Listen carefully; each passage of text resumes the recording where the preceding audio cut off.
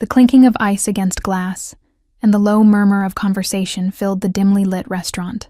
I fidgeted with the hem of my black dress, the nicest one I owned, purchased on clearance last season. The fabric had pilled slightly under the arms, but in this lighting, I hoped no one would notice. The hostess had led me to a secluded corner table with a small candle flickering between two place settings, casting dancing shadows across the crisp white tablecloth. "Your server will be with you shortly," she said with a practiced smile before disappearing into the sea of tables. I checked my watch again, 7:15 p.m. My blind date was 15 minutes late. Anxiety crawled up my spine as I wondered if I'd been stood up. My roommate Jen had insisted this guy, Tyler, her boyfriend's finance buddy, was totally reliable. I should have known better than to trust Jen's judgment. The restaurant, Costello, was far beyond my pay grade. The kind of place where the menu didn't list prices, and the waitstaff moved like silent ghosts between tables. I was a kindergarten teacher with student loans that seemed to multiply like rabbits. One glass of wine here would probably cost what I spent on groceries for a week. I sipped water to calm my nerves, the lemon slice bumping against my lips as I tilted the glass. The hostess led another couple to a nearby table. The woman wore a sleek red dress that probably cost more than my monthly rent, diamonds glittering at her throat and ears. I sank lower in my seat, suddenly aware of how out of place I felt. My phone buzzed. A text from Tyler. "Running late. Parking nightmare. Be there in 10. Relief washed over me. At least I hadn't been ghosted. I tucked my phone away and reached for my purse, intending to check my lipstick. As I bent down, the purse slipped from my lap, spilling its contents across the polished floor. "Perfect," I muttered, dropping to my knees to gather my scattered belongings. Mascara, wallet, keys, and an embarrassing collection of crumpled receipts spread like confetti beneath neighboring tables. When I finally emerged, red-faced and clutching my reassembled purse, I noticed a man seated at my table.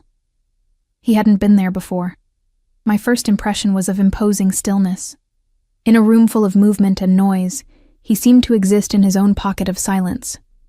His suit was charcoal gray and impeccably tailored, the fabric so fine it seemed to absorb the candlelight rather than reflect it.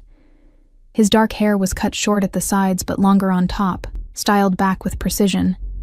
He wasn't conventionally handsome. His features were too sharp, his jaw too angular. But there was something magnetic about him that made it impossible to look away. Excuse me," I said, my voice smaller than I intended. "I think you're at my table." His eyes lifted to meet mine. They were a startling shade of blue, not warm like a summer sky, but cold, like the deepest part of the ocean. He didn't smile. "Am I?" His voice was low and accented, each word precisely enunciated. I clutched my purse tighter. "Yes, I've been waiting for someone. My date." His gaze flicked briefly to the empty chair across from him, then back to me. "Sit." It wasn't a request. Something in his tone made my pulse quicken, a primal warning flaring in my brain, but before I could respond, a waiter materialized beside the table. Unlike the other staff, who had politely ignored me during my 15-minute wait, this one practically bowed to the man. "Mr. Russo, your usual Macallan 25, sir," he said, placing a crystal tumbler of amber liquid on the table. The man, Mr. Russo, nodded almost imperceptibly. The waiter turned to me, expectation in his eyes. "I'm actually waiting for—" I began. "She'll have the Barolo," Mr. Russo interrupted, not looking at either of us. The waiter nodded and disappeared. I remained standing, uncertain. This wasn't Tyler. This wasn't my date. I should leave, find the hostess, explain the confusion. Yet something held me rooted to the spot. Curiosity, perhaps, or the commanding presence of the stranger who had claimed my table. "I don't drink Barolo," I said finally, finding a small spark of defiance. One corner of his mouth lifted slightly. Not quite a smile, but something adjacent to amusement. "You will tonight." I glanced around, suddenly aware of subtle changes in the restaurant's atmosphere. A broad-shouldered man in a dark suit stood near the entrance, his attention seemingly on his phone, but his posture too alert. Another by the bar, watching the room with practiced casualness.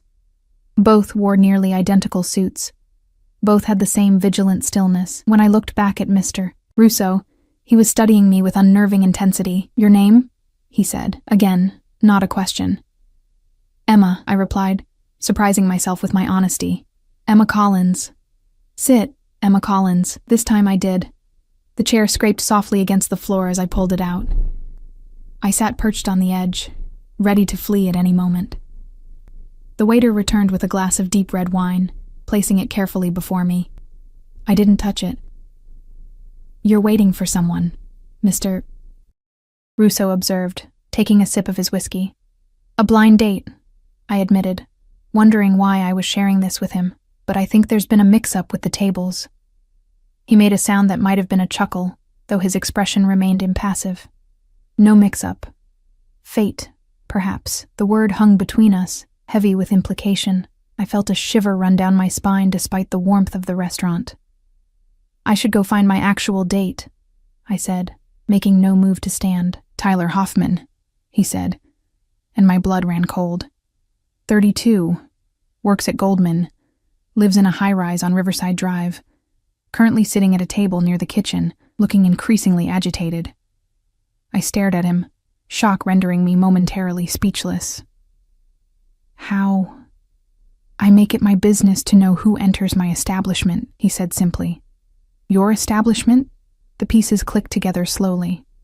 The deferential staff, the men in suits, the usual drink. "You own this place?" Among others, the wine sat untouched before me, its color deep and rich in the candlelight. Mr. Russo watched me, waiting. The silence stretched between us, neither comfortable nor uncomfortable, simply charged with unspoken possibility. "You should try the wine," he said eventually. "It's exceptional." Against my better judgment, I lifted the glass to my lips. The wine was unlike anything I'd tasted before. Complex, velvety, with notes of cherry and spice that lingered on my tongue. "It's good," I admitted. Something like satisfaction crossed his features. "I wouldn't serve anything less." My phone buzzed again. Tyler, undoubtedly wondering where I was. I should check it. I should excuse myself. I should find my actual date, the safe, normal finance guy Jen had set me up with. Instead, I took another sip of wine. "What do you do, Emma Collins?" Mr. Russo asked, his accent caressing my name in a way that made my skin warm. "I teach kindergarten," I said, feeling oddly embarrassed by the mundanity of it. He raised an eyebrow, clearly surprised. "Children. They're more honest than adults," I replied. "More genuine." "Honesty is rare," he agreed, "and valuable." Our conversation was interrupted by a commotion near the front of the restaurant. A man in a rumpled suit was arguing with the hostess, his voice rising above the gentle hum of the restaurant. "I'm meeting someone here. She's probably waiting. Emma Collins." Tyler. I shrank in my seat, mortified as heads turned toward the disturbance. Mr. Russo's expression darkened infinitesimally, and he made the slightest gesture with his hand. One of the suited men by the door moved immediately, approaching Tyler with quiet efficiency. "Mr. Hoffman," I heard him say. "Perhaps we could speak outside." Tyler's protests faded as he was escorted toward the exit. I sat frozen, equal parts horrified and relieved. "You didn't want to meet him anyway," Mr. Russo said, as if reading my thoughts. "You don't know that," I replied, though without conviction. "He trades on insider information and has a gambling problem. He's not worthy of your time." The casual way he dispensed this information, as if Tyler's secrets were common knowledge, sent another chill through me. Who was this man who could dismiss people from his restaurant with a flick of his wrist and knew the darkest corners of strangers' lives? "Why am I still sitting here?" I asked, more to myself than to him. His eyes held mine. "Because you're curious. Because tonight was meant to be memorable. Against all reason, I stayed." The wine disappeared, replaced without my noticing. Food arrived, dishes I hadn't ordered, but that melted on my tongue in explosions of flavor. Mr. Russo asked questions, and I answered, sharing details about my life I rarely revealed to anyone: my parents' early death, my struggle through college, my tiny apartment with the leaking faucet and temperamental radiator. In return, he offered little about himself. He'd grown up in Sicily. He had business interests across the city. He valued loyalty above all else. Each crumb of information felt significant, as if I were being granted access to something precious and rare. As the night progressed, I became increasingly aware of the way other diners watched us, with deference, curiosity, and sometimes fear. When Mr. Russo stood to use the restroom, a path cleared before him instantaneously. The staff hovered nearby, anticipating needs before they arose. "Who are you, really?" I asked when he returned, emboldened by wine and the strange intimacy of our encounter. "Someone who sees you, Emma Collins," he replied, his voice dropping to a near whisper. "Someone who recognizes value where others are blind to it." The restaurant had emptied around us, though I hadn't noticed the time passing. We were alone in our corner, the candle burned low between us. "It's late," I said, reluctance coloring my tone. "I should go." "My driver will take you home." Again, not a request. I should have refused. I should have called a rideshare. I should have done anything but accept a ride from this mysterious, dangerous man whose name I still didn't fully know. But when he stood and offered his hand, I took it. Outside, the night air was cool against my flushed skin. A sleek black car idled at the curb, another suited man holding the door open. Mr. Russo guided me with a light touch at the small of my back. The first time he had touched me all evening, the contact sent sparks racing across my skin. "Tomorrow," he said as I slid into the plush leather back seat. 7 o'clock. I'll send a car." It wasn't a question, but for the first time, I heard the faintest hint of uncertainty in his voice, as if he recognized that this, at least, required my consent. I should have said no. I should have laughed at the presumption. I should have gone home and forgotten this strange, unsettling encounter. Instead, I heard myself say, "Tomorrow." The door closed with a soft thud.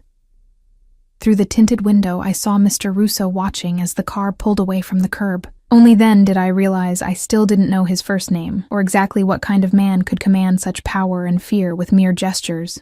As the car glided through the nighttime streets, my phone buzzed with messages from Jen and Tyler, demanding explanations.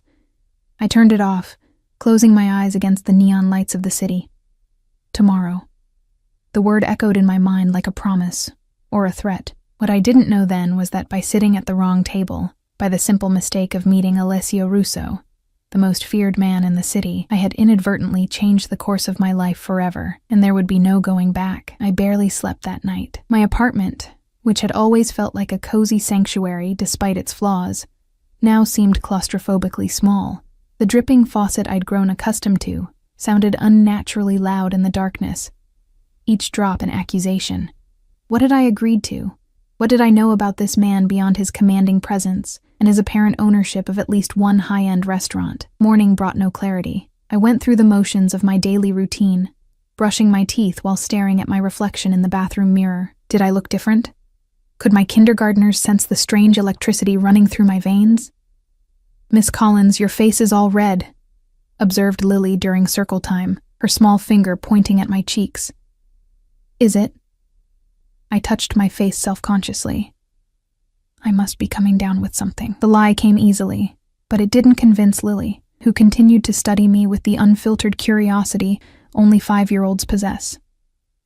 "My mommy looks like that when she talks to her boyfriend on the phone." The other children giggled, and I quickly redirected them to the day's alphabet lesson, but Lily's innocent observation lingered. Was I blushing at the mere thought of Mr. Russo? The realization was both mortifying and thrilling. By the time the final bell rang and the last child had been collected, my anxiety had reached a fever pitch. I rushed home, suddenly conscious of the gap between the life I lived and the one I had glimpsed last night. My closet seemed pathetically inadequate, full of sensible, teacher-appropriate clothing and nothing suitable for whatever tonight would bring. I called Jen in desperation. "So, now you want to talk?" Her voice was clipped with annoyance. "After ghosting your date and ignoring my texts all night?" "I'm sorry," I said, genuinely contrite. "It's complicated. I need your help." Tyler is furious, by the way. Says some goon escorted him out of the restaurant. "What the hell happened, Emma?" I hesitated, unsure how much to reveal. "I met someone else." "You what?" Her anger instantly transformed into excited curiosity. "Spill. Every detail." Now. I don't have time. I glanced at the clock. 5:30 already. I need to borrow a dress. Something nicer than what I have. Oh my God. I could practically hear her mind racing through the phone. You're seeing him again tonight? Maybe. I hedged. Please, Jen. Can I come over? 20 minutes later, I was standing in Jen's bedroom, surrounded by discarded dresses. Her curiosity had morphed into a relentless interrogation. Name? Alessio Russo.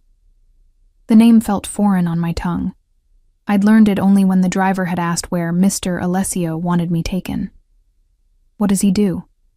He owns restaurants and other businesses. I kept my voice deliberately vague, remembering the fear in the eyes of the restaurant staff. Is he hot?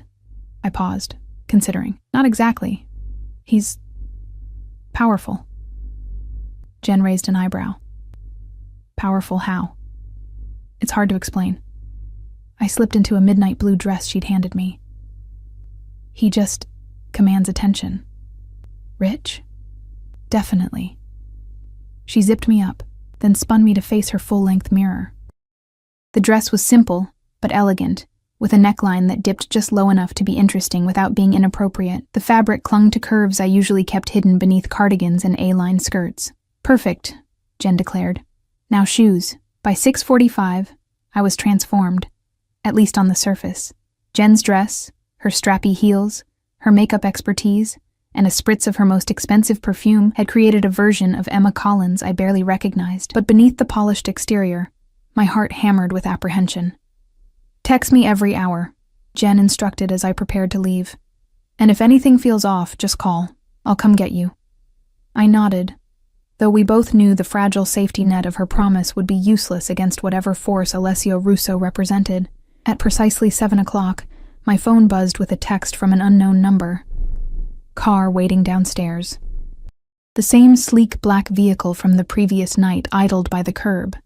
The driver, a different one today, but with the same watchful stillness, opened the door without a word. I slid into the back seat, the buttery leather cool against my bare legs. Where are we going? I asked as we pulled into traffic. Mr. Russo's residence, miss. My stomach tightened. Not a restaurant or public place, but his home. The car wound through the city, eventually turning onto streets lined with mansions set back from the road. We passed through wrought iron gates that opened silently at our approach, then up a curved driveway to a house that looked more like a small castle than a residence. Stone walls rose 3 stories high, with large windows glowing warmly against the twilight. Perfectly manicured gardens stretched in every direction, and a fountain bubbled softly in the center of the circular drive. We've arrived, miss, the driver said unnecessarily, opening my door. The front entrance stood open, revealing a marble foyer with a sweeping staircase. I stepped into the grandeur hesitantly, feeling like an imposter in my borrowed finery. Emma. Alessio's voice came from my right. He emerged from what appeared to be a study, still in business attire, a navy suit that made his eyes seem even more piercingly blue. You look beautiful. Thank you, I managed, trying to disguise my awe at the surroundings. He approached, close enough that I could smell his cologne, something woodsy and expensive, but didn't touch me. Come. I thought we'd dine in the garden tonight. I followed him through the house, each room more impressive than the last. Original artwork hung on the walls. Pieces I recognized from art history classes in college, antique furniture that belonged in museums. Crystal chandeliers and marble floors and gilded mirrors that reflected our passing figures like ghosts in a palatial dream. The garden was a revelation, an intimate space enclosed by stone walls draped in climbing roses. A small table had been set for 2, candles already lit, wine already breathing in a crystal decanter. It was painfully romantic. Do you like it? He asked, watching my reaction closely. It's incredible, I admitted, trailing my fingers across a velvet-petaled rose. Do you live here alone? A shadow passed over his features. I have staff, of course, but yes, I live alone. He pulled out my chair and I sat, hyper-aware of his proximity. A silent server appeared with the first course. A delicate soup that tasted of summer vegetables and herbs I couldn't identify. Tell me about your day, Emma, Alessio said, his accent wrapping around my name like silk. I laughed nervously. You want to hear about 5-year-olds learning the alphabet? I want to hear about you. And so I told him. About Lily's observation of my blush. About the finger-painting disaster in the art corner. About the small victories and challenges that made up my teaching day. To my surprise, he listened intently, asking questions that showed he was genuinely engaged. You love it, he observed after I described a breakthrough with a struggling student. Teaching. It's not just work for you. I do, I admitted. Children see the world with such wonder. Everything is new and possible to them, and for you. His gaze was penetrating. What seems possible? I looked around at the garden, the mansion, the man across from me. Less than yesterday, more than tomorrow. His lips curved in a rare smile. A philosopher as well as a teacher. Course followed course, each more exquisite than the last. The wine flowed freely, loosening my tongue and my inhibitions. As night fully descended, tiny lights twinkled to life in the trees and along the garden paths, creating a fairy tale ambiance. How did you know? I asked eventually, the question that had been burning in me since the previous night, that I wasn't supposed to be at your table? Alessio swirled the wine in his glass, considering. I have a regular reservation. Every Thursday, same table, no one would be seated there unless there was a mistake. And you let me stay. Why? His eyes met mine, unreadable in the candlelight. I saw something in you, something unexpected. What could possibly be unexpected to a man like you? The words slipped out before I could censor them. Instead of taking offense, he leaned forward slightly. Innocence without naivety. Strength without hardness. You wear your goodness openly, Emma. Yet you're not blind to the darkness in the world. The assessment was so intimate, so perceptive, that I felt momentarily breathless. And you? What darkness do you carry? The question hung between us, dangerous and electric. For a moment I thought he might answer truthfully, might reveal whatever lay beneath the surface of his carefully controlled exterior. But the moment passed. Would you like to see the rest of the grounds? He asked instead. We walked through gardens that seemed to unfold endlessly, each with its own character and theme.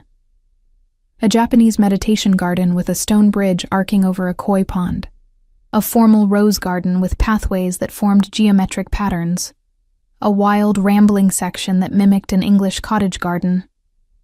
It's like something from a dream, I said, breathing in the night-blooming jasmine that perfumed the air. Dreams can become reality with sufficient resources, Alessio replied.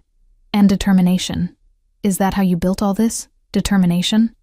His hand found the small of my back as he guided me down a narrow path. The contact, simple as it was, sent electricity up my spine. I came to this country with nothing, he said quietly.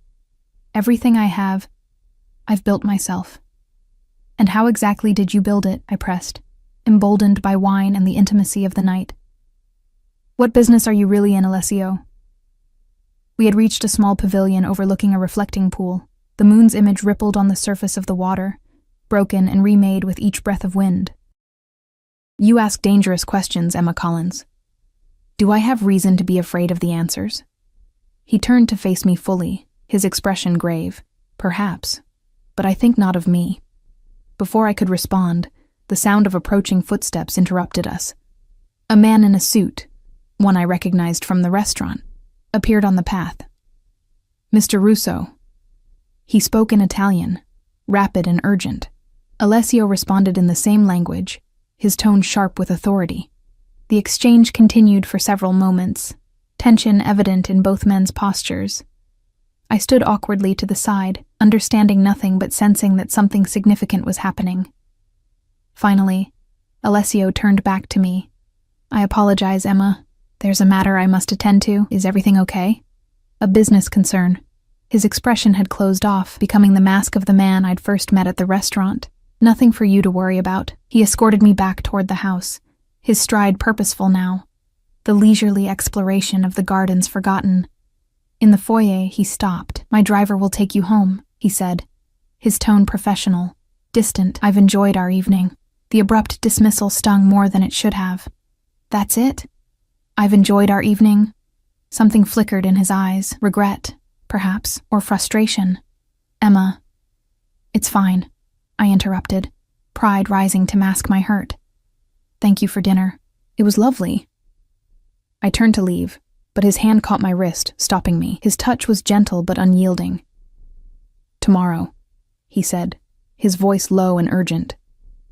There's a charity gala at the Metropolitan Museum. Come with me. I stared at him, confused by the sudden shift. A charity gala? With you? As my guest. His thumb traced small circles on the inside of my wrist, sending shivers up my arm. Say yes. I should have said no. I should have extracted myself from whatever dangerous web I was being drawn into. I should have gone home to my normal life with its normal problems and normal joys. What should I wear? I asked instead. Relief softened his features. I'll take care of it. Be ready at 7. He released my wrist and stepped back, control reasserted. But as the driver escorted me to the waiting car, I glanced back to see Alessio watching from the doorway, his expression unguarded for once. Hungry, possessive, and something else I couldn't name. The drive back to my apartment passed in a blur of confusion and conflicting emotions. Who was this man who lived in a palace, who commanded such deference, whose business concerns interrupted romantic evenings? And why had he chosen me? As the car pulled up to my building, the driver handed me a small velvet box. From Mr. Russo, he said. Inside was a delicate gold bracelet with a single charm, a tiny key fashioned from what appeared to be actual gold. There was no note, no explanation. Just the key, gleaming in the streetlight that filtered through the car window. What does it open? I asked the driver. He regarded me with something like pity in his eyes. That's for Mr. Russo to tell you. I climbed the stairs to my apartment in a daze, the bracelet clutched in my hand. Only when I was inside, door locked and chain in place, did I notice the changes. The dripping faucet no longer dripped. The temperamental radiator hummed with steady heat. The cracked window in the living room had been replaced with new glass. Even the ancient refrigerator had been swapped for a sleek, modern model.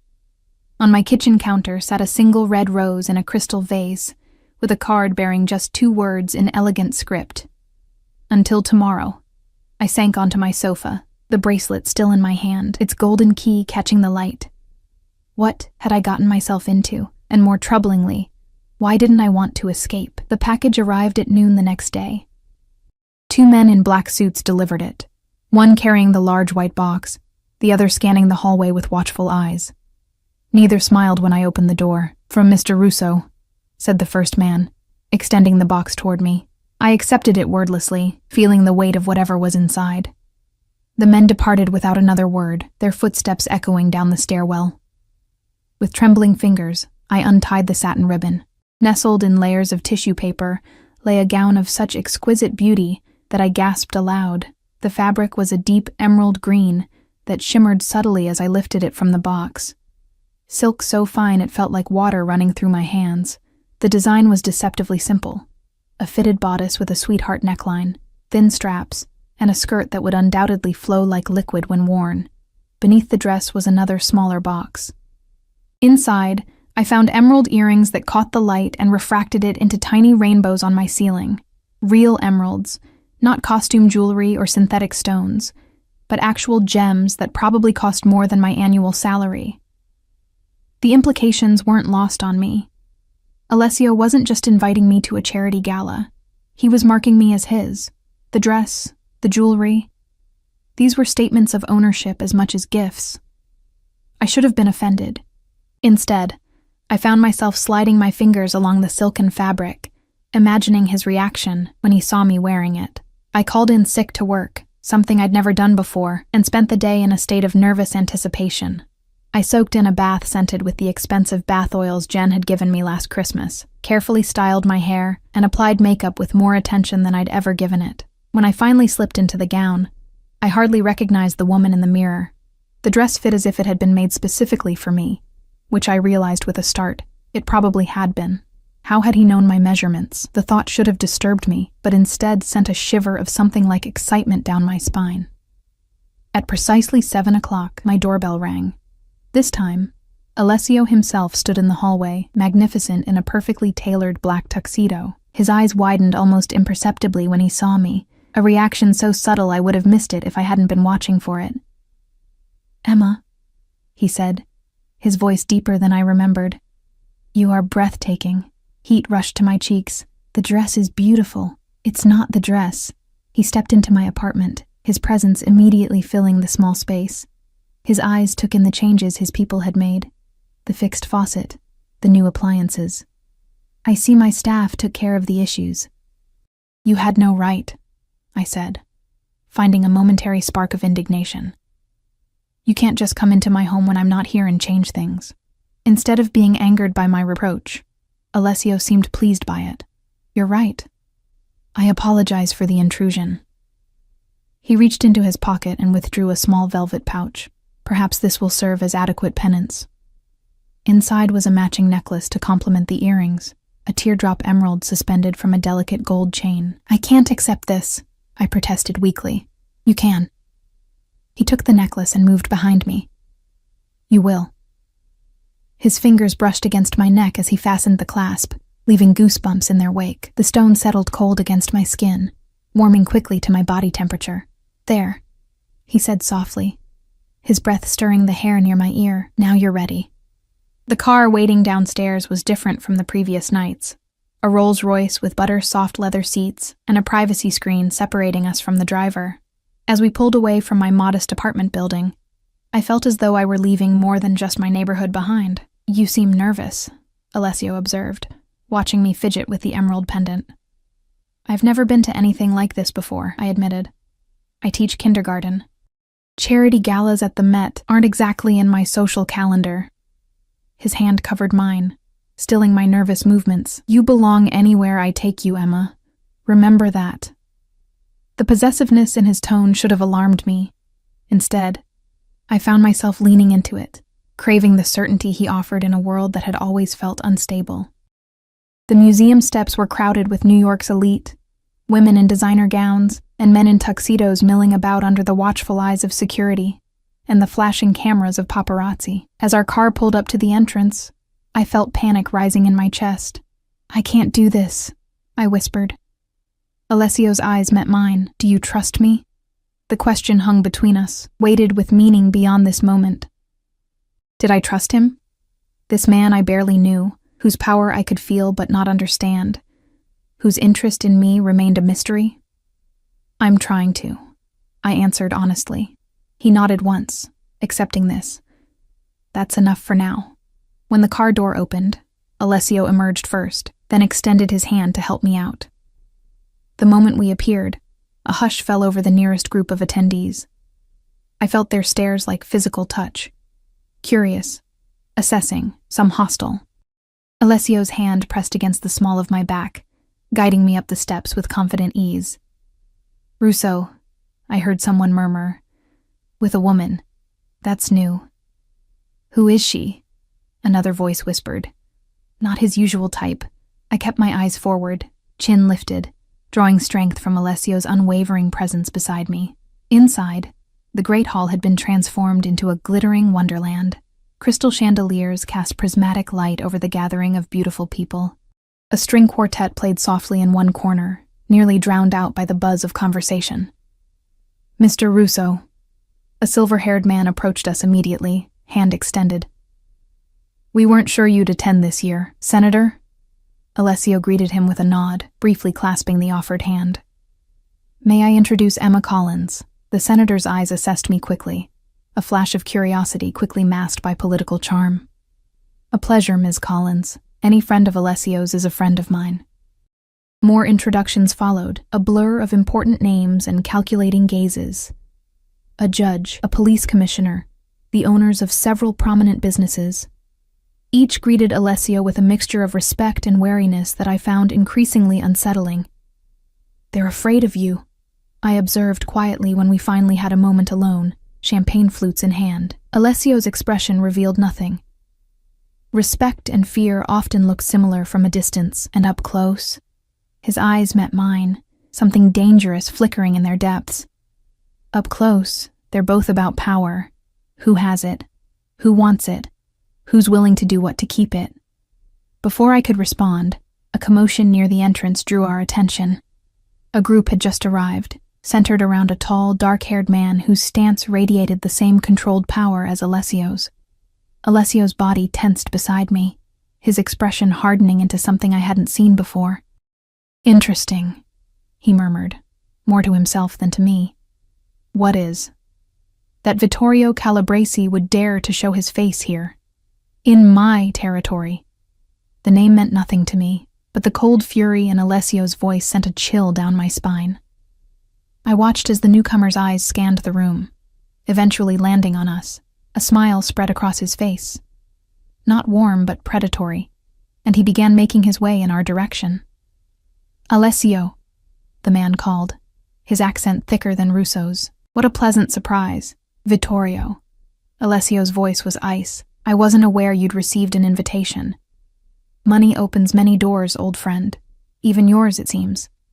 His gaze shifted to me, traveling down my body with insulting deliberation. "And who is this lovely creature?"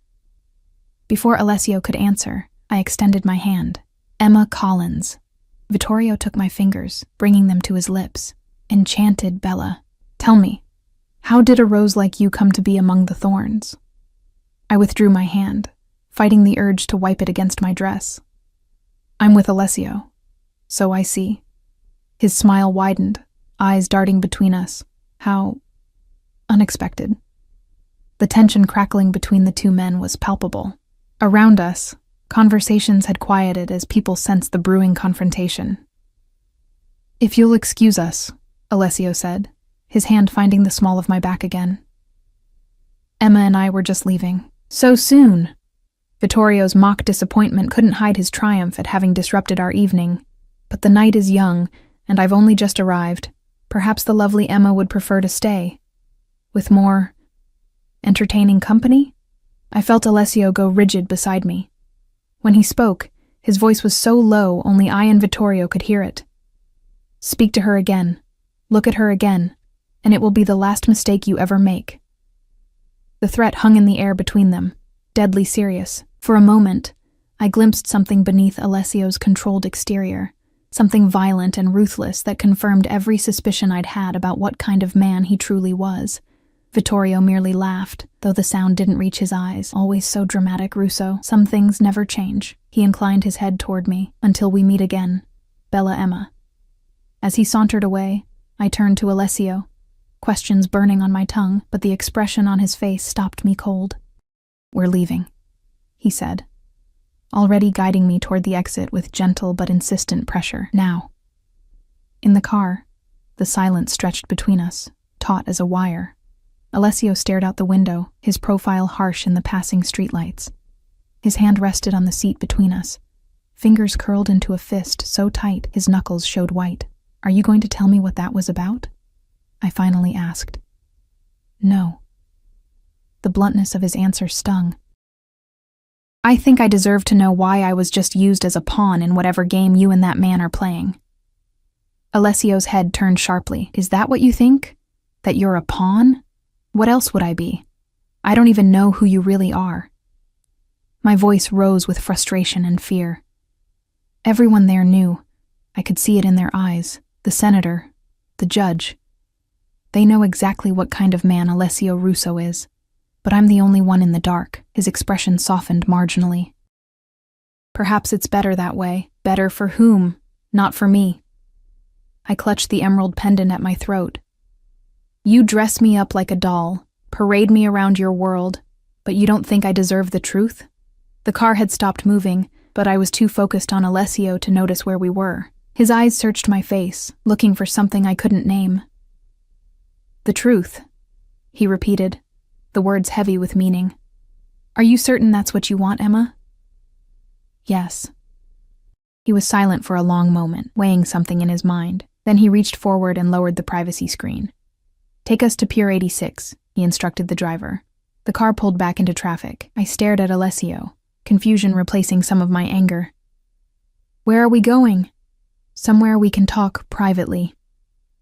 20 minutes later, we stood at the end of an abandoned pier.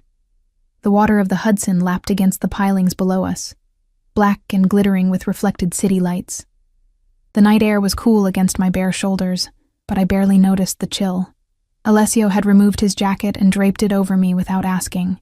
Another small act of possession that I didn't have the will to resist. Vittorio Calabresi and I grew up together in Sicily, Alessio began, his gaze fixed on the distant lights of New Jersey. Our families were connected. When I came to America 15 years ago, it was with his family's blessing and certain conditions. Connected how? I asked, though I was beginning to understand. His eyes met mine, unflinching. Our families controlled certain aspects of business in our region. Imports, exports, protection services. You're talking about the Mafia. The words fell from my lips like stones. That's an oversimplified term, but yes, the Cosa Nostra. He watched my face carefully. Does that frighten you? I should have lied. I should have nodded, made my excuses, and run as far and as fast as I could. Instead, I found myself answering truthfully. Less than it should. Something like relief flickered across his features. The agreement was that I would establish myself here, in New York, and operate independently, but with ties to the old country. For years, it worked. I built my businesses, legitimate businesses, Emma, restaurants, real estate, import companies. Yes, there are other ventures that operate in gray areas, but nothing like what my father was involved in. And Vittorio? Alessio's jaw tightened. 6 months ago, he arrived in New York, uninvited, unwelcome.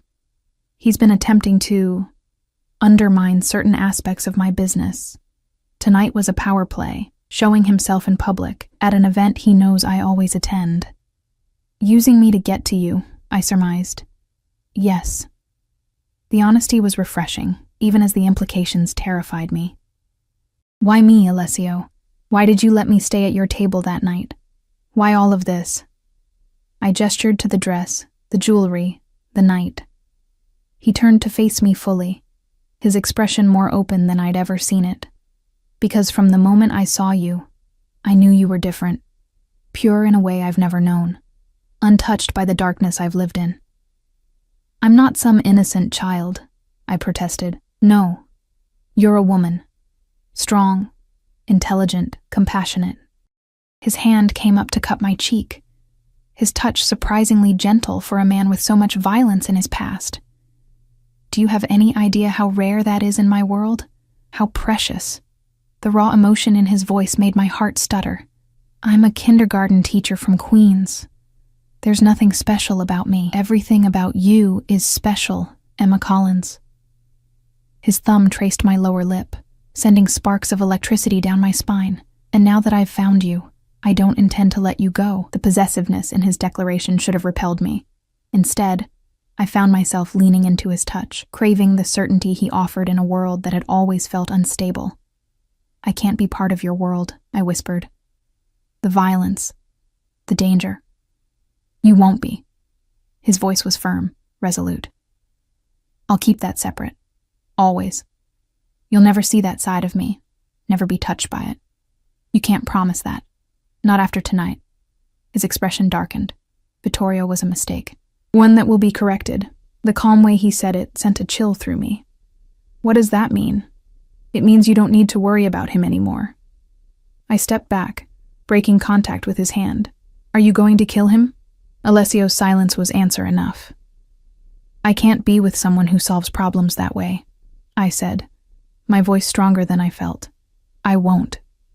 For a long moment, he said nothing, his expression unreadable in the dim light of the pier.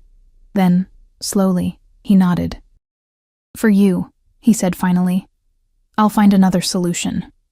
Relief washed over me, followed immediately by the unsettling realization of what had just happened. I had somehow acquired the power to influence a man who terrified senators and judges. Come, he said, extending his hand toward me. It's getting cold. Let me take you home. I hesitated, standing at the precipice of a decision that would change my life irrevocably. If I took his hand now, knowing what I knew, there would be no going back. I would be choosing this man, this dangerous, complicated, possessive man, and all that came with him. Emma, he said softly, trust me. As I placed my hand in his, I felt the weight of the golden key charm against my wrist, the key he had given me after our second night together. I still didn't know what it opened. Perhaps it was symbolic, access to his world, his heart, his truth. Or perhaps it was literal, a key to a gilded cage he was building around me. Either way, as his fingers closed around mine, I knew I had just turned that key in its lock. For better or worse, I had chosen Alessio Russo. And there would be consequences neither of us could foresee. The next few weeks passed in a whirlwind of contradictions. By day, I was still Miss Collins, guiding tiny hands through finger painting and phonics. By night, I entered Alessio's world of luxury and unspoken power. He never took me to another public event after the disastrous charity gala. Instead, our evenings were spent in the privacy of his mansion or at his restaurants after closing hours. I kept waiting for regret to settle in, for the rational part of my brain to finally overcome whatever spell Alessio had cast over me. Instead, I found myself falling deeper under his influence, craving his presence when we were apart. "You're different," Jen observed over coffee one Saturday morning. We'd barely seen each other since the night she'd lent me the blue dress. Distracted. "And you're always checking your phone." I glanced guiltily at my cell, which I'd placed face up on the cafe table. "Sorry. Work stuff." "Bullshit." She leaned forward, lowering her voice. "It's him, isn't it? The mystery man." I couldn't suppress my smile, which was answer enough. "Oh my God." Her eyes widened. "You're in love with him." Was I? The thought had been circling my mind for days, but I hadn't allowed myself to examine it too closely. Love seemed too simple a word for what I felt for Alessio, a complex tangle of desire, fear, fascination, and something deeper that I couldn't name. "It's complicated," I said finally. "Is he married?" Jen asked, immediately jumping to the worst conclusion. "No, nothing like that." I hesitated, unsure how much to reveal. "He's just not what I expected." "In a good way?" I thought of Alessio's tenderness when we were alone. The way he listened when I spoke about my students or my dreams, how he'd kept his promise not to involve me in the darker aspects of his life. "Yes," I said, "in a good way." But even as I spoke, my phone lit up with a notification. A text from Marco, Alessio's most trusted bodyguard, who had somehow become my shadow whenever Alessio couldn't be with me himself. "In position outside. Take your time." I'd grown accustomed to the constant surveillance, telling myself it was Alessio's way of protecting me.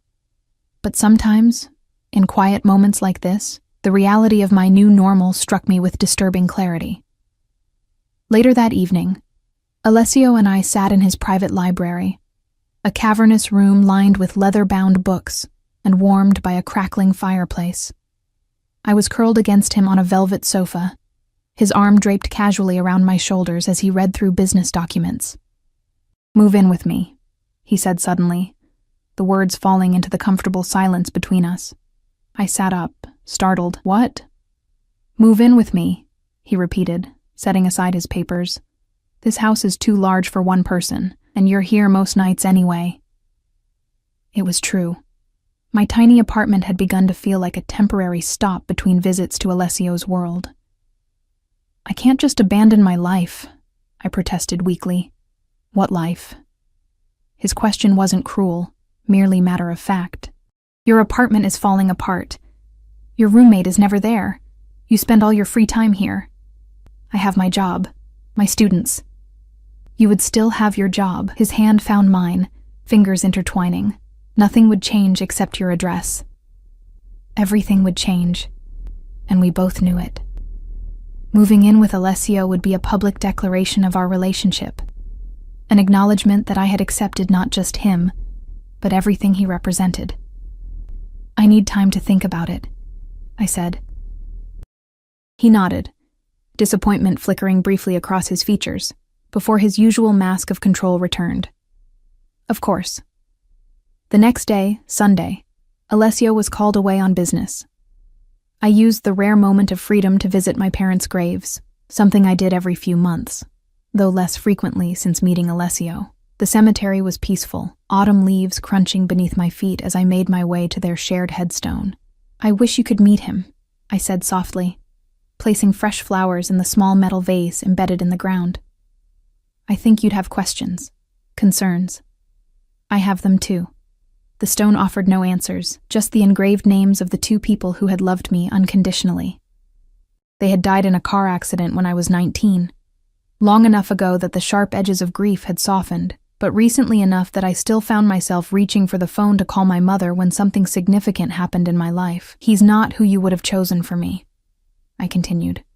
But he makes me feel safe, protected, like nothing bad could ever happen to me again.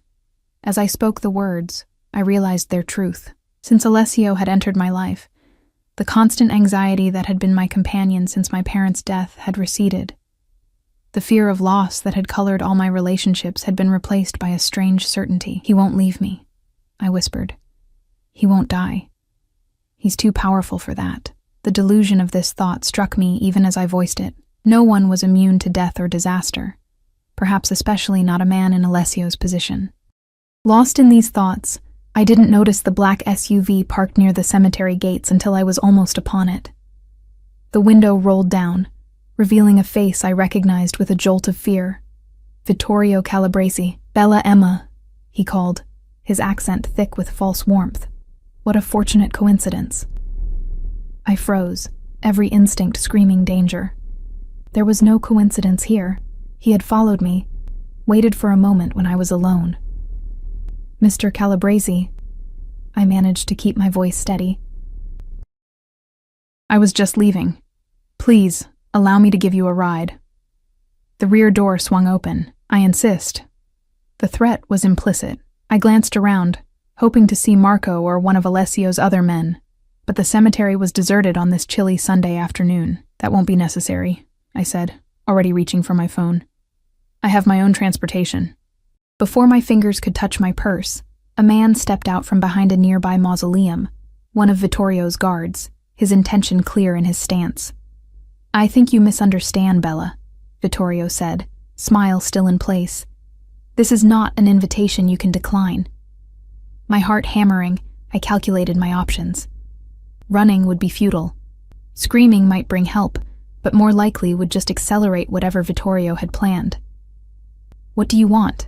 I asked, stalling. "Just a conversation." "About our mutual friend," he gestured to the open door. "Please, I would hate for this to become unpleasant." With no viable alternative, I slid into the back seat beside him, my body rigid with fear. The door closed with a soft click that sounded to my ears like a prison cell locking. "Relax," Vittorio said as the car pulled away from the curb. "If I wanted to hurt you, we wouldn't be having this civil conversation." "Then what do you want?" "Information." His dark eyes studied me with calculating interest. "How much has Alessio told you about his operation? About our history?" "Nothing," I lied. "We don't discuss his business." Vittorio laughed, the sound surprisingly genuine. "Ah, he plays the gentleman with you. How charming. And convenient. If you're trying to turn me against him, not at all. I simply want you to understand your situation clearly." He leaned back, watching me with something like pity. "Do you know why he chose you, Emma Collins? A kindergarten teacher with no connections, no wealth, no power?" The question echoed my own doubts, ones I'd been trying to silence since the night Alessio had first invited me to sit at his table. "He cares for me," I said, the words sounding hollow even to my own ears. "Perhaps, in his way." Vittorio's smile turned knowing. "But more importantly, you are malleable, impressionable. With no family to ask difficult questions, no connections to his world who might warn you." His words struck too close to home. I turned away, watching the unfamiliar streets pass outside the window. "Where are you taking me? Just for a drive? To finish our conversation without interruption?" He reached into his jacket pocket and withdrew a phone. My phone. He must have had it lifted from my purse without my noticing. "Ah, look. Your protector is calling." Alessio's name flashed on the screen. Vittorio let it ring, his smile widening as he watched my reaction. "He keeps you on a very short leash, doesn't he? Calls to check in, has his men follow you everywhere?" He tossed the phone onto the seat between us. "Tell me, do you ever wonder if it's not protection he's providing but surveillance? You don't know anything about our relationship. I snapped, reaching for my phone. Vittorio caught my wrist. I know more than you think. I know that 3 months ago, Alessio received word that his enemies were looking for leverage against him. I know that the very next day, he happened to meet a beautiful, vulnerable young woman with no family ties. The implication hit me like a physical blow. You're saying he planned our meeting? That's ridiculous. I sat at his table by accident. Did you? His grip on my wrist tightened. Are you certain the hostess wasn't instructed to seat you there? That your friend's blind date suggestion wasn't arranged? Doubt crept in like poison. Could it be true? Had our entire relationship been orchestrated from the beginning? He would do whatever necessary to protect his interests, Vittorio interrupted, including creating the perfect girlfriend, one who appears to have no connection to his business, who could be used as a shield against his enemies or as bait for a trap. My phone rang again. Alessio's persistence suggested he already knew something was wrong. What do you want from me? I asked again, my voice barely above a whisper. Currently, nothing. Vittorio released my wrist. Consider this a courtesy call. A warning from someone who knows Alessio Russo better than anyone. He is not who he pretends to be with you. The car had circled back, returning to the cemetery where my parents lay. As it rolled to a stop, Vittorio leaned close, his breath hot against my ear. Ask him about Sofia, he whispered. Watch his face when you say her name. Before I could respond, the door opened. I scrambled out, clutching my phone like a lifeline. The SUV pulled away immediately, leaving me alone with Vittorio's poisonous words echoing in my mind. By the time I reached my apartment, missed calls and messages had filled my phone. I responded to Alessio with a brief text. I'm fine, needed some time alone, but couldn't bring myself to answer when he called again. Who was Sofia? Why would her name affect Alessio? And most disturbingly, had our meeting truly been orchestrated? I spent a sleepless night turning these questions over in my mind. By morning, I had reached a decision. I would confront Alessio directly, ask about Sofia, watch his reaction just as Vittorio had suggested. His response would tell me everything I needed to know. When I arrived at school the next day, the principal called me into her office immediately. Emma, she said, her expression grave. There's been an incident. I'm afraid I need to place you on administrative leave. What? I stared at her in confusion. What incident? She slid a folder across her desk. Inside were printouts of emails from my school account to a parent, containing inappropriate comments about their child. These aren't mine, I protested, scanning the messages with growing horror. I never wrote these. The technology department confirmed they came from your account, she said, sympathy mixing with professional distance. We have to investigate. It's standard procedure. I left the school in a daze, clutching the folder of fabricated evidence. This was no coincidence. It had to be connected to Vittorio, to yesterday's warning. He was showing me how easily my life could be destroyed. Or was it Alessio? A test of my loyalty, perhaps. A way to make me more dependent on him just as he'd asked me to move in. By the time I reached Alessio's mansion that evening, my confusion had hardened into determination. I needed answers, regardless of how painful they might be. Alessio met me at the door himself, concern etched into his features. Emma, where have you been? I've been worried sick. Who is Sofia? I asked without preamble. His reaction was everything Vittorio had promised. The color drained from his face, his body going completely still as if I'd struck him physically. Where did you hear that name? He asked, his voice barely audible. And in that moment I knew, whatever lay at the heart of Alessio Russo, whatever darkness, whatever secret, it was bound up in that name, Sofia.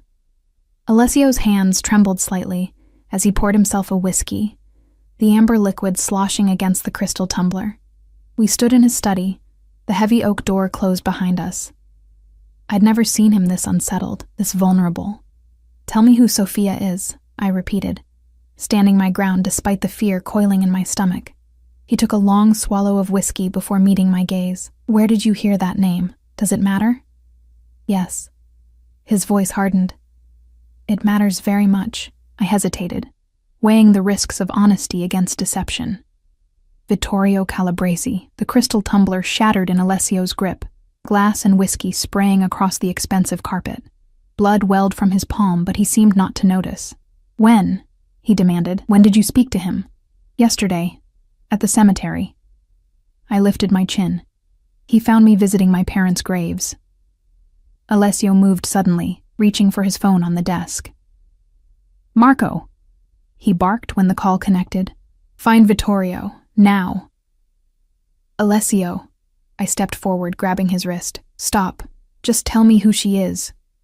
He stared at me, conflict raging behind his eyes. For the first time, I saw the full extent of his struggle, the man who wanted to shield me from his world battling with the man who lived in darkness. "Was she your wife?" I asked quietly. "A lover?" Alessio sank into his leather chair, the fight suddenly draining from him. "My daughter." Of all the possibilities I had imagined, this one had never occurred to me. I stood frozen, watching as he removed a handkerchief from his pocket and wrapped it around his bleeding hand with mechanical precision. "You have a child," I finally managed. "Had." The word fell like a stone between us. "She died. 5 years ago." I moved to the chair opposite his desk, my legs suddenly unsteady. "I'm sorry. I didn't know." "No one knows." His eyes lifted to mine, raw with an old grief. That was the point. What happened to her? Alessio was silent for a long moment, his gaze fixed on some middle distance. When he spoke, his voice was flat, as if reciting facts about someone else's life. Sophia was 3 when she was taken. A retaliation kidnapping. My enemies using her to control me. His hand clenched around the bloodied handkerchief. I did everything they asked, gave them territory, money, influence, but it wasn't enough. Horror crept through me as I began to understand where this story was heading. "Alessio." "I found her 2 weeks later," he continued, as if he hadn't heard me. "In an abandoned warehouse. She was already gone." Tears spilled down my cheeks, but Alessio's eyes remained dry. His grief calcified into something harder than sorrow.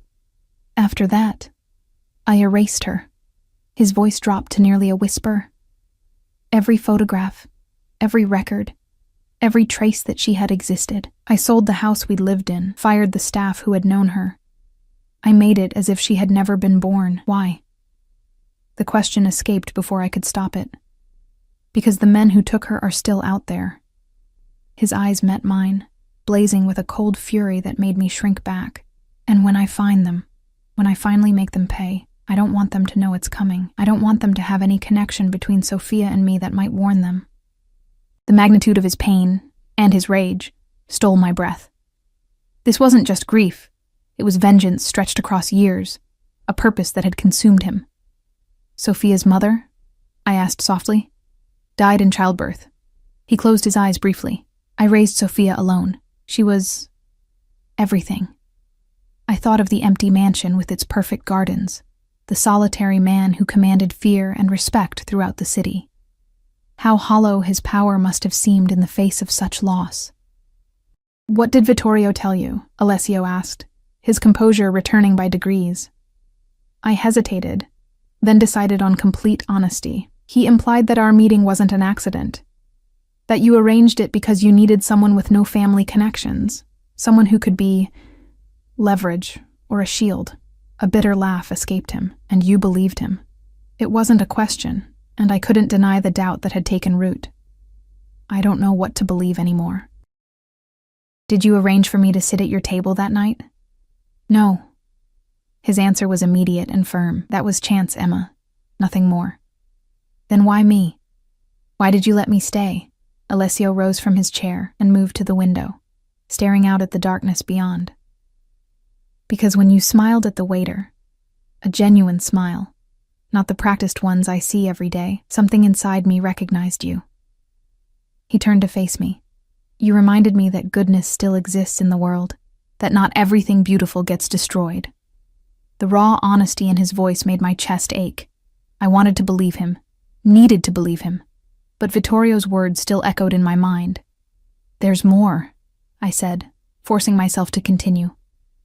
"I was placed on administrative leave today. Someone sent inappropriate emails from my school account, emails I never wrote." Alessio's expression darkened. "Vittorio, Or you, I challenged. To make me more dependent on you, just as you asked me to move in. He crossed the room in 2 strides, kneeling before my chair and taking my hands in his. Emma, look at me. His eyes locked with mine, intense and unwavering. I would never hurt you. Not your career, not your reputation, not your freedom. Never. I searched his face for any hint of deception and found none. Then why is this happening? Because Vittorio knows I care for you. His grip tightened on my hands. He's using you to get to me, just as my enemies use Sophia. Fear clutched at my heart. Am I in danger? Not while I'm alive. The certainty in his voice was absolute. But this is why I wanted you to move in. Not to control you. To protect you. The pieces were falling into place. His possessiveness, the constant security, his reluctance to let me out of his sight. It wasn't obsession driving him, but terror. The fear of losing someone else he cared for. What happens now? I asked. Now I end this, once and for all. He stood, resolution hardening his features. Vittorio has crossed a line he cannot uncross. Alarm shot through me. Alessio, no, I promised you I wouldn't kill him, he interrupted. And I'll keep that promise. But he will leave New York, tonight. He will never contact you again. And he will pay for threatening what's mine. The possessiveness in his voice should have disturbed me. Instead, it offered a strange comfort, the certainty that I was valued, protected, cherished. Come with me, Alessio said suddenly. Where? There's something I need to show you. He led me through the mansion, up the grand staircase, and down a hallway I'd never explored before. At the end stood a door, simple, unadorned, unlike the ornate entrances to other rooms. Alessio withdrew a key from his pocket, identical to the charm on the bracelet he'd given me. This room has been locked for 5 years, he said quietly. No one has entered it since the day I returned to this house without her. The door swung open to reveal a child's bedroom, preserved like a time capsule. Soft pink walls, a canopy bed with fairy lights woven through the fabric, shelves lined with stuffed animals and books. In the corner stood an easel with a half-finished painting, bright colors splashed across the paper in the unmistakable style of a toddler. Sophia, I whispered, tears filling my eyes again. Alessio remained in the doorway, unable or unwilling to step inside. The key I gave you. It opens this room. I wanted you to know, to understand, why you are the way you are, I finished for him. He nodded, his expression more vulnerable than I had ever seen it. I couldn't save her, but I can save you. In that moment, I understood the true nature of Alessio's feelings for me. Not possession, not control, but protection. The desperate need to prevent history from repeating itself. His love was damaged, twisted by trauma and loss. But it was real. I'm sorry about your school, he said after a long silence. I'll fix it. The emails will be traced to Vittorio's people. Your reputation will be restored, and Vittorio will never bother you again. His tone made it clear the matter was settled. I should have pressed further, demanded details, set boundaries. Instead, I found myself stepping into his embrace, my head resting against his chest, where I could hear the steady beat of his heart. Stay here tonight, Alessio murmured into my hair. Please. I nodded against his chest. I'll stay. That night, as Alessio held me in his bed, I made a decision that would irrevocably alter the course of my life. I couldn't undo his past, or heal his wounds completely. I couldn't bring back Sophia, or erase the violence in his world. But I could offer him something he hadn't had in 5 years. Hope. A future. A reason to build rather than destroy. I'll move in, I whispered into the darkness, but on my terms. I felt him go still beside me. What terms? I keep my job. I keep my friends. I'm not a prisoner in a golden cage, Alessio, of course. And no more secrets. I propped myself up on one elbow, looking down at his face in the moonlight filtering through the windows. I want to know everything, the good and the bad. I can't live in the dark. He hesitated at this, conflict evident in his expression. There are things about my business, my past, that would put you in danger if you knew them. I'm already in danger, I countered. Keeping me ignorant doesn't protect me. It makes me vulnerable. Like today. Alessio considered this, his thumb tracing patterns on my bare shoulder. You're right, he admitted finally. No more secrets. I laid my head back on his chest, listening to the strong, steady rhythm of his heartbeat. And one more condition. Name it. We find a way to honor Sophia's memory. Not with vengeance, but with something good. Something she would have been proud of. His arms tightened around me, and I felt a shudder pass through his body. Silent tears at last breaking through the walls he'd built around his grief. A foundation, he said hoarsely, for children who have suffered trauma. In her name, I echoed, sealing our pact with a kiss. 3 months later, the Sophia Russo Foundation opened its doors, a bright, cheerful center where children who had experienced violence or loss could receive therapy, education, and support. Alessio stood beside me at the ribbon-cutting ceremony, his face composed, but his eyes shining with an emotion I'd rarely seen there. Pride. Vittorio Calabresi had indeed left New York, reportedly returning to Sicily under mysterious circumstances. The emails at my school had been traced to one of his associates, my reputation restored, my position secured. Alessio never told me exactly what had transpired between them, and I never asked. Some secrets were better left buried. As for us, we found our balance. I continued teaching, my students blissfully unaware that their Miss Collins went home each night to one of the most powerful men in the city. Alessio continued his business, much of which remained in shadows. But he shared what he could, trusting me with truths he had never spoken aloud before. The key charm on my bracelet remained a symbol of what we had built together. A door unlocked, a past honored but not forgotten, a future created from the ashes of tragedy. We would never have a normal relationship, not with his position, his enemies, the constant need for vigilance. But we had found something precious in each other, understanding, acceptance, a love forged in darkness, but reaching always toward the light.